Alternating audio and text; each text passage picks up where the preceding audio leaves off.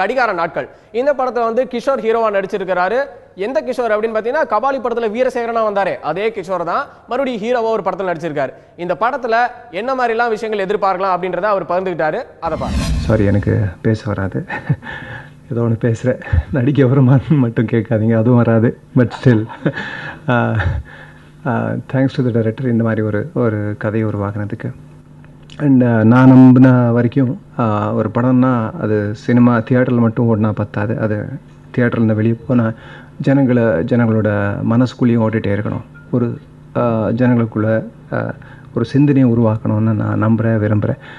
அந்த மாதிரி ஒரு சிந்தனையை இந்த படம் ஒரு கான்டெம்பரரி இஷ்யூவை வச்சு பண்ணியிருக்காங்க. ஒரு வாடகை வீடு பிரச்சனையை வச்சு அந்த மாதிரி ஒரு சிந்தனையை இந்த படம் உருவாக்கும்னு நம்பிக்கையோட எல்லாருக்கும் நன்றி. இதே ஃபங்க்ஷனில் இன்னொருத்தர் பேசினார். அந்த இன்னொருத்தரை வந்து நம்ம எல்லாருக்குமே ரொம்ப பிடிக்கும். இவருக்குன்னு தனியாக ஃபேன் பேஸ்லாம் இருக்குது. அது மட்டும் இல்லாமல் இவர் ஸ்க்ரீன் பிளேலே ரொம்ப கலக்குவார். இந்தியாவிலே டாப் 5 ஸ்க்ரீன் பிளே ரைட்டர்ஸ் யாருன்னு பார்த்தீங்கன்னா அதில் கண்டிப்பாக இவரோட பேரும் வந்துடும். அப்படிப்பட்ட ஒருத்தர் ஹீரோவா நடிக்காம, ஹீரோவா இல்லைங்க நடிக்கிறதுக்கே வரவன நினச்சிட்டு இருந்தாராம். அப்படிப்பட்ட ஒரு மனுஷன் எப்படி நடிக்கிறதுக்குள்ள வந்தார் அப்படின்றத அவர் வாயாலே சொல்லியிருக்காரு. பாருங்க. வித்தவுட் பெயின் நோ கெயின் அப்படின்னு சொல்லுவாங்க. ஏதாவது ஒரு வழி இல்லாமல் எதுவுமே இல்லை அப்படின்னு சொல்லிட்டு வைகரை பாலன் அவர்கள் வந்து பேசும்போது இந்த படத்தில் நிறையா சோதனைகளை சந்தித்தேன்னு சொன்னார். அவர் எடுத்துகிட்ட கதையும் ஒரு சோதனையான கதை தான். ஏன்னா வீடு வாடகைக்கு இருக்கிறவங்க எவ்வளோ கஷ்டப்படுறாங்க அப்படிங்கிற மாதிரி. ஆனால் ஒரு துணிச்சலான ஒரு சமாச்சாரம், ஏன்னா எல்லாத்துக்கும் பரிச்சயமான ஒரு சமாச்சாரத்தை வச்சு பண்ணியிருக்காரு. ஸோ அதனுடைய கரு என்னன்னு எனக்கு தெரியல. ஆனால் இயல்பாக என்ன இருக்குதோ அதை வச்சுட்டு பண்ணியிருக்கிறதுனால வந்து காட்சிகளும் கூட நிறையா வந்து நம்ம கண்ணுக்கு எதிராக பார்த்த மாதிரியே இருக்கும். அதனால் படம் வந்து நிச்சயமாக சுவாரஸ்யமாக வரும் அப்படின்னு சொல்லிட்டு எனக்கு ஒரு எதிர்பார்ப்பு இருக்குது. யாருக்கு எப்போ எப்படி வாய்ப்பு வரும் அப்படின்லாம் சொல்ல முடியாது. அதுக்குன்னு ஒரு டைம் இருக்கணும். அந்த டைம் வரும்போது தான் வரும். நானே நடிக்க வேண்டான்னு தான் நினச்சேன் முதல்ல சூரராசித்திரங்களப்போ.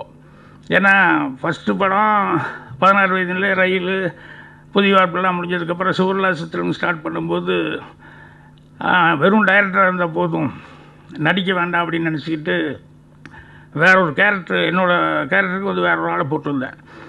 அவன் வந்து ரிலீஸ்க்கு ஒரு படம் ஆரம்பிக்கிறதுக்கு ஒரு வாரத்துக்கு முன்னால் அதை விட பெட்டர் கேரக்டர் கிடைக்குதுன்னு ஓடிட்டான். இப்போ வேறு வழியே இல்லாமல் யாரையும் தேட முடியாது அப்படிங்கிறதுனால அப்புறம் நானே மேக்கப் போட்டு டைரக்ட் பண்ணுவோம், வேறு வழி இல்லை அப்படின்னு சொல்லிட்டு. ஆனால் எனக்கு நல்லது பண்ணுறதுக்காக தான் ஓடி இருக்கான்னு அதுக்கப்புறம் தான் தெரிஞ்சது.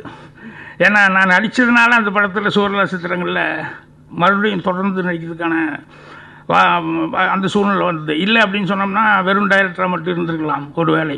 நான் அவ்வளோ சீக்கிரம் ஆசைப்பட மாட்டேன். ஆனால் இந்த கிஷோர் மட்டும் எனக்கு எப்பவுமே ஒரு ஆசை இருந்துட்டு, கடை நம்ம டைரக்ஷனில் இன்னும் நடிக்க வைக்கலையே வேறு அப்படின்னு சொல்லிட்டு கூட ஒர்க் பண்ணணும் அப்படிங்கிற மாதிரி. எனக்கு ஒரு சில ஆர்டிஸ்ட்டை பார்க்கும்போது அவங்களுடைய அந்த முழுமையான அவங்களுடைய திறமைகள் வெளியே வர்ற அளவுக்கு ஏதாவது கேரக்டரைசேஷன் இருந்தால் நல்லா இருக்குமே அப்படின்னு சொல்லி நினைப்பேன். அந்த மாதிரி வந்து கிஷோரை பார்க்கும்போதெல்லாம் எனக்கு அந்த ஃபீலிங் உண்டு. ஆனால் கூடிய சீக்கிரம் வந்து அது நிறைவேறும்.